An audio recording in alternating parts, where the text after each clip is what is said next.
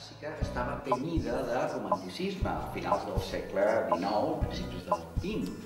I el romanticisme està poblat d'uns protagonistes. I aquests protagonistes estan vestits també d'uns vestits arrapats al cos. Doncs davant d'aquesta estètica s'alça una figura que és la Isabel Duncan. El primer que fa és treure's aquest mallot perquè vol tenir aquesta sensació de llibertat.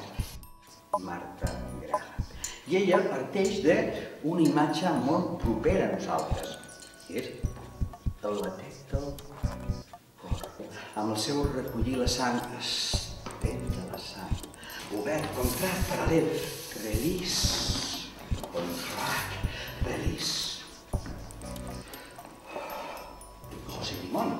I ell, doncs, diu, i si jo em deixo portar per la sensació d'aquest pes i ho vaig aplicant a diferents parts del cos, com el braç i el cap, i vaig afegint diferents parts d'aquest cos, tinc la possibilitat de que em doni un tipus de dinàmica més de rebot.